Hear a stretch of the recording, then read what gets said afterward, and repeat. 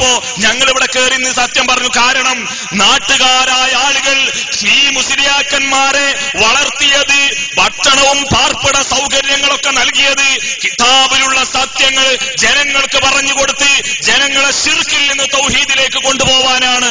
ആ ദൗത്യം നിർവഹിക്കാനുള്ള അവസരമാണ് അവരിവിടെ ഉപയോഗപ്പെടുത്തുന്നത്. അതുപോലെ തന്നെ ഒരുപാട് കാര്യങ്ങൾ പറയാനുണ്ട്. എന്നാലും നമ്മൾ കേൾക്കാറുള്ളത് എന്താണെന്നറിയാമോ? ഇവിടെ എന്നാലും വലിയ വലിയ മഹാന്മാരൊക്കെ ഉണ്ടല്ലോ.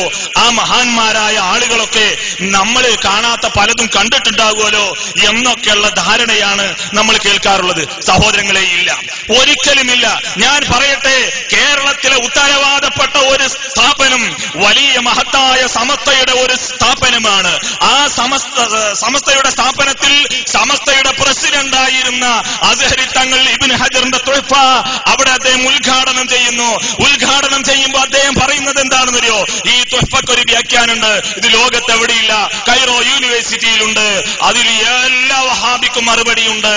തിരിച്ചു പോരുമ്പോ സമസ്തയുടെ സെക്രട്ടറി ചോദിച്ചു, ബഹുമാനപ്പെട്ട ഉസ്താദെ, ആ കിതാബ് നിങ്ങളൊന്ന് എത്തിക്കണം.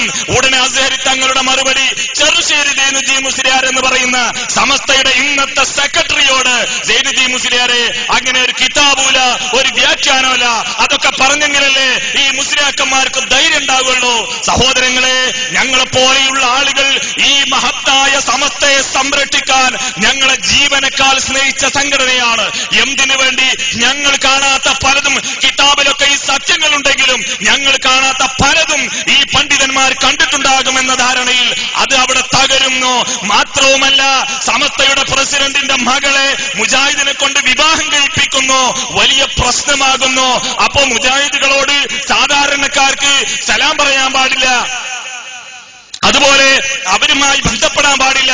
പക്ഷേ സമസ്തയുടെ പ്രസിഡന്റ്, അതുപോലെ സെക്രട്ടറി, ഈ ലെവലിലൊക്കെ ഉള്ള ആളുകൾക്ക് അവരുടെ മക്കളെ മുജാഹിദുകളുമായി വിവാഹം കഴിപ്പിക്കാം, അതൊന്നും ഒരു പ്രശ്നമല്ല. നിങ്ങൾ ആലോചിച്ചു നോക്കൂ.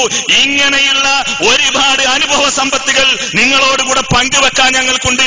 ഞാൻ ചെറുശ്ശേരിയുടെ വീട്ടിലിരിക്കുമ്പോ ചെറുശ്ശേരി ഞാനടക്കമുള്ള 11 പണ്ഡിതന്മാരോടാണ്, ഞാൻ പണ്ഡിതനല്ല, എന്റെ കൂടെയുള്ള പണ്ഡിതന്മാരോടാ പറയുന്നത് ഈ വസ്തുത. എന്റെ കൂടെയുള്ള ആളുകൾ ഇത് കേട്ടപ്പോ പൊട്ടിച്ചിരിച്ചപ്പോ എന്റെ കണ്ണിൽ കണ്ണുനീരൊഴുകുന്ന സാഹചര്യമുണ്ടായി. പിന്നീട് മിണ്ടിയില്ല. കാരണം എന്താണെന്നറിയോ? മാളയിൽ ദർശ നടത്തുന്ന കാലത്ത് ഒരു പ്രവർത്തകൻ, ഒരു മനുഷ്യൻ സമസ്തയോട് എതിരായി തൗഹീദ് സ്വീകരിച്ചതിന്റെ പേരിൽ ആ മനുഷ്യൻ നാട്ടിൽ നിന്ന് വീട് വിറ്റ് എടവിലങ്ങ് എന്ന സ്ഥലത്തേക്ക് മാറി താമസിക്കാൻ കാരണക്കാരനായത് ഞാനായിരുന്നു. മുജാഹിദ് പ്രസ്ഥാനത്തിലേക്ക് വന്ന് ഫോർട്ട് കൊച്ചിയിലെ ഒരു ഓഡിറ്റോറിയത്തിൽ പ്രസംഗിക്കുമ്പോ അദ്ദേഹം ഫ്രണ്ടിലിരിക്കുന്നു, എന്നിട്ടൊരു കൂളിംഗ് ഗ്ലാസ് കണ്ണടയും വെച്ചിരിക്കുന്നു. ഞാൻ അറിയുന്നില്ല. പ്രസംഗം കഴിഞ്ഞതിന് ശേഷം സ്റ്റേജിലേക്ക് കയറി വന്ന് എന്നെ കെട്ടിപ്പിടിച്ചുകൊണ്ട് വിതുമ്പിക്കരഞ്ഞുകൊണ്ട് അദ്ദേഹം പറഞ്ഞത് എന്താണെന്നറിയോ? ഉസ്താദേ, ഇത് കാണാൻ ഞാനും എന്റെ ഭാര്യയും എന്റെ മക്കളും രാത്രി തഹജ്ജുദ് നമസ്കരിച്ച് ഇവിടുന്ന് നാട് വിട്ട് അന്യ നാട്ടിൽ ചെന്ന് അവിടെ താമസിക്കുമ്പോ തഹജ്ജുദ് നമസ്കരിച്ച് പടച്ച തമ്പുരാനോട് ഇതിനു വേണ്ടി ഞങ്ങൾ പ്രാർത്ഥിച്ചിട്ടുണ്ട് ഉസ്താദേ എന്ന് പറഞ്ഞ് അദ്ദേഹം കരയുന്ന രംഗം. ഇത്തരം ശക്തമായി ഈ സംഘടനയ്ക്ക് ഞങ്ങളുടെ ജീവൻ വരെ നൽകാൻ തയ്യാറായ ഞങ്ങൾക്ക് ഞങ്ങൾ കാണാത്ത പലതും ഈ കാരണവന്മാർ, ഈ നേതാക്കന്മാർ കണ്ടിട്ടുണ്ടാകുമെന്ന് ഞങ്ങൾ വിശ്വസിച്ചു.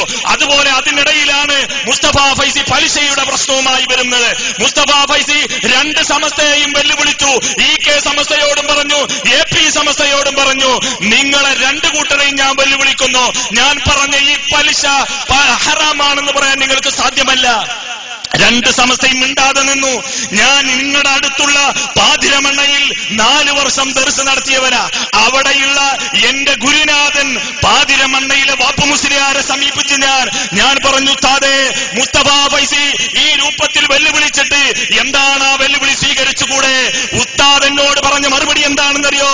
ഉമറേ, നമ്മുടെ സമസ്തയുടെ ജനറൽ സെക്രട്ടറി ചെറുശ്ശേരി സൈനുദ്ദീൻ മുസ്ലിയാർക്കും ആ വാദമുണ്ട്. പിന്നെ എങ്ങനെയാണ് നമ്മൾ വാദപ്രതിവാദം ഉത്തരവാദിത്തത്തിന് തയ്യാറാവുക. നിങ്ങൾ ആലോചിക്കൂ സഹോദരങ്ങളെ.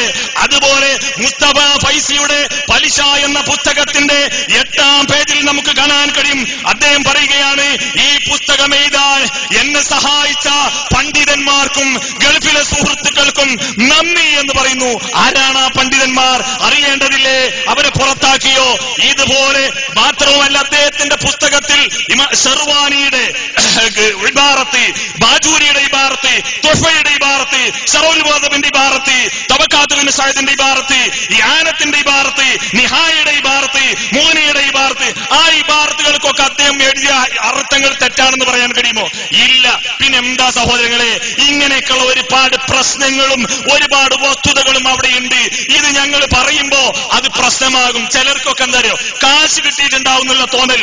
ഞാന് മുജാഹിദ് പ്രസ്ഥാനത്തിലേക്ക് വന്നിട്ട് 6 മാസം മുജാഹിദുകൾ പോലും അറിയില്ല. കരുവാരകുണ്ടിലെ ഷെരീഫ് നിങ്ങളുടെ മുമ്പിൽ ഇരിക്കുന്നുണ്ട്. അദ്ദേഹം പറഞ്ഞത്രേ ഒരു ഉമർ ഫൈസി മുജാഹിദായിട്ടുണ്ട് എന്ന് കേൾക്കുന്നുണ്ട്. അങ്ങനെയാണെങ്കിൽ നമ്മൾ വിളിക്കുന്ന പേരില്ല, നമുക്ക് തേടി പോകാനൊന്നും ആവില്ല.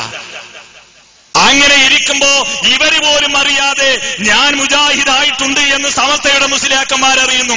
അങ്ങനെ സമസ്തയുടെ SYSന്റെ സ്റ്റേറ്റ് കൗൺസിലർ ഈ മൊയ്തീൻ ഫൈസി പുത്തനൈ രാത്രി സുബഹിക്ക് എന്റെ വീട്ടിൽ വന്ന് പറഞ്ഞു, നിങ്ങളുടെ ഈ അഭിപ്രായം ഒന്ന് തിരുത്തണം, നിങ്ങൾ ഒന്നുകൂടെ ആലോചിക്കണം. നിങ്ങൾ മുജാഹിദുകളിൽ നിന്ന് ഭീമമായ തുക കൈപ്പറ്റിയതിന്റെ പേരിലാണ് മുജാഹിദായത് എന്ന് ഞങ്ങൾക്കൊക്കെ കേൾക്കാൻ സാധിച്ചിട്ടുണ്ട്.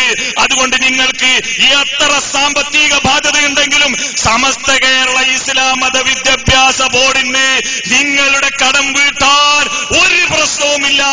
എത്ര സാമ്പത്തികമായ ബാധ്യതയുണ്ടെങ്കിലും ഞങ്ങൾ പരിഹരിച്ചു തരാം.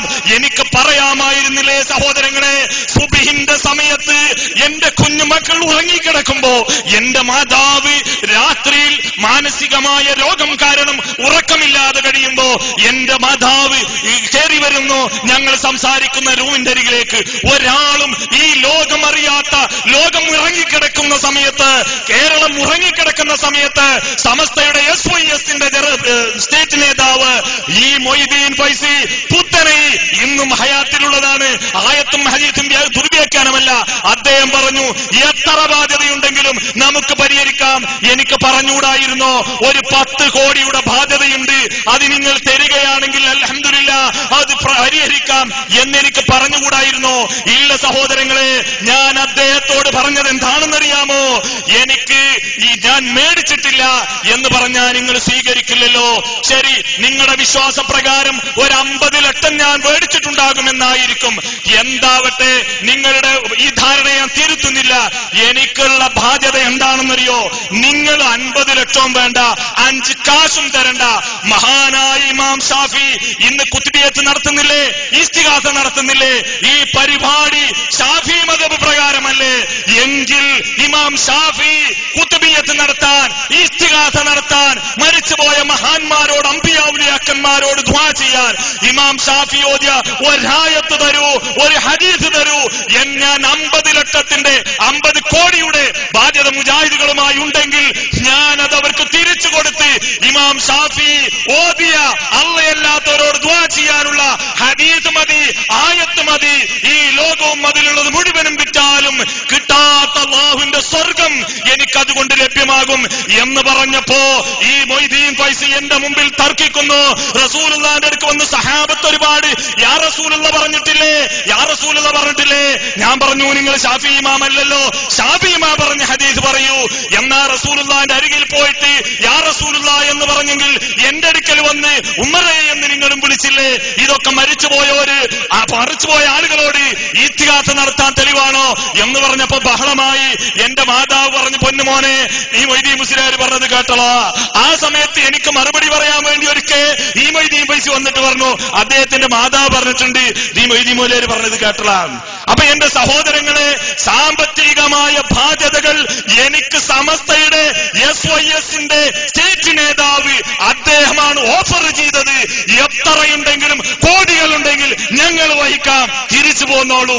എന്നിട്ട് ആ അപരാധം ഈ പ്രസ്ഥാനത്തിന്റെ പേരിൽ ആരോപിക്കുന്ന ആളുകളുണ്ടല്ലോ, ഇല്ല, റബ്ബിന്റെ കോടതിയിൽ നിങ്ങൾ രക്ഷപ്പെടുകയില്ല.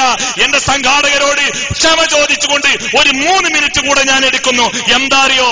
നാളെ പരലോക പരലോകത്ത് അശ്ശരി ത്വരീഖത്ത് പ്രകാരം ഞങ്ങൾ വിശ്വസിച്ചു എന്ന് പറഞ്ഞു പോകുന്ന പുത്തനങ്ങാടിയിലെയും ഈ പ്രദേശത്തെ ആളുകളോടും എനിക്ക് പറയാനുള്ള ജനങ്ങളെ, നിങ്ങൾ റബ്ബിന്റെ കോടതിയിൽ മഹ്ശറയിൽ വരും. അള്ളാഹ് നിങ്ങളോട് ചോദിക്കും, അള്ളാഹുവിലുള്ള വിശ്വാസം അശ്ശരി ത്വരീഖത്ത് പ്രകാരം എങ്ങനെയാണ് നീ വിശ്വസിച്ചത് എന്ന് ചോദിച്ചാൽ ഈ പുത്തനങ്ങാടിയിൽ ഇത് കേൾക്കുന്ന എന്റെ കരളിന്റെ കഷ്ണങ്ങളായ സഹോദരങ്ങളെ, നിങ്ങൾക്ക് പറയാൻ കഴിയുമോ? റബ്ബിന്റെ കോടതിയിൽ ഉസ്താദിനെ തിരയാൻ നിങ്ങൾക്ക് കഴിയുമോ? ഇല്ല. നിങ്ങൾ ജനിച്ചിട്ട് ഇന്ന് വരെ അശ്ശരി ത്വരീഖത്ത് പ്രകാരം അള്ളാഹുവിലുള്ള വിശ്വാസം ഇന്നതാണ് എന്ന് പറയുന്ന ക്ലാസാണ്, പ്രസംഗമാണ് ഇവിടെ എന്ന് നിങ്ങൾ കേട്ടിട്ടുണ്ടോ? സമസ്തയുടെ ഏതെങ്കിലും ഒരു പ്രസംഗത്തിൽ, ഏതെങ്കിലും ഒരു പണ്ഡിതന്റെ പ്രസംഗത്തിൽ നിങ്ങൾ കേട്ടിട്ടുണ്ടോ അശ്ശരി ത്വരീഖത്ത് പ്രകാരം അതുപോലെ ശാഫി മദ്ഹബ് പ്രകാരം വിശ്വാസവും കർമ്മവും ചിട്ടപ്പെടുത്തണം? നിങ്ങൾ കേട്ടിട്ടുണ്ടോ? ഇന്നുവരെ കേൾക്കില്ല സഹോദരങ്ങളെ. മാത്രമല്ല, ഈ ഇമാം അശ്ശരിയുടെ ഗ്രന്ഥം, ഒരു ഗ്രന്ഥമെങ്കിലും സമസ്തയുടെ മദ്രസയിലോ അല്ലെങ്കിൽ പള്ളി ദർസിലോ അതല്ലെങ്കിൽ കോളേജിലോ പഠിപ്പിക്കുന്നുണ്ടോ സഹോദരങ്ങളെ? എന്താണത് ബഹിഷ്കരിക്കുന്നത്? ഇമാം അശ്ശരിക്ക് 90ഓളം ഗ്രന്ഥങ്ങളുണ്ട് സഹോദരങ്ങളെ.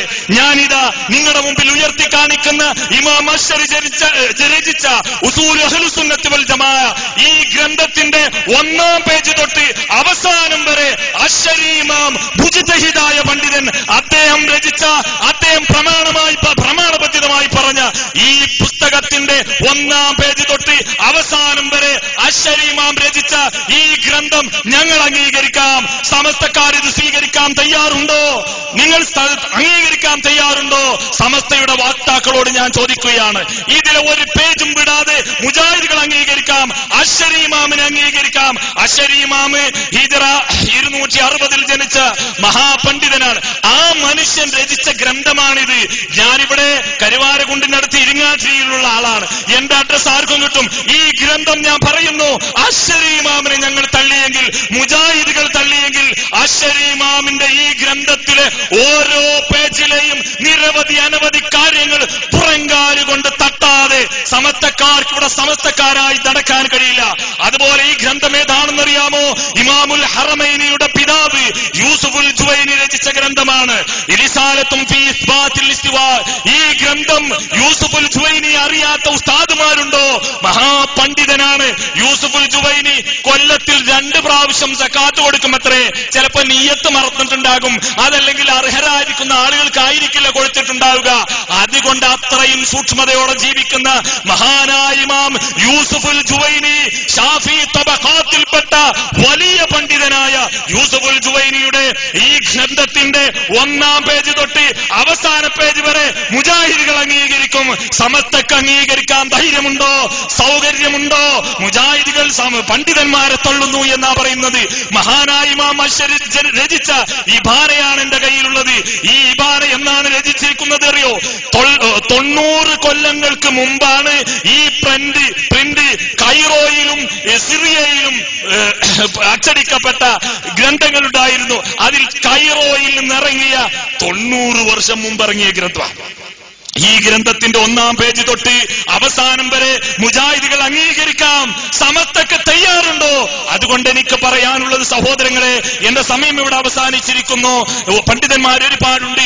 ഇതുപോലെ പൊള്ളുന്ന സമസ്തയുടെ ഉസ്താദാക്കന്മാർക്ക് ഉറക്കം വരാത്ത ഒരുപാട് സത്യങ്ങളുടെ യാഥാർത്ഥ്യങ്ങളുടെ ഭാണ്ഡവുമായിട്ടാണ് ഈ ഇരിക്കുന്ന പണ്ഡിതന്മാരൊക്കെ ഇരിക്കുന്നത് എന്ന് നിങ്ങൾക്ക് ഓർമ്മ വേണം. അതുകൊണ്ട് നാളെ പരലോകത്ത് സമസ്തക്കാർ ഇങ്ങോട്ട് മാറൂ എന്നല്ല അല്ലാഹു പറയുക. ഒരൊറ്റ ആയത്ത് പറഞ്ഞ് ഞാൻ അവസാനിപ്പിക്കട്ടെ. സൂറത്ത് ഫുർഖാനിൽ അല്ലാഹു പറയുന്നു, യൗമ യഅല്ലു ളാലിമു അലാ യദൈ. ഈ ലോകത്ത് ജീവിക്കാനുള്ള ക്രമം തെറ്റിച്ച ആളുകൾ അവരുടെ 2 കൈയും കടിച്ച് കരയുന്ന ഒരു സമയമുണ്ട്. ആ സമയത്ത് അവർ പറയും, യാ ലൈതനി തഖദ്തു മഅ റസൂലി സബീല. പടച്ചവനെ, റസൂലിനോടുകൂടെ ഞാനൊരു മാർഗം സ്വീകരിച്ചിരുന്നെങ്കിൽ എന്ന് പറഞ്ഞ് കരയും. യാ വൈലത്താ ലൈതനി ലം അത്തഖിദ് ഫുലാനൻ ഖലീല. ഇന്നാലിന്റെ കേമന്മാർ, കൊമ്പ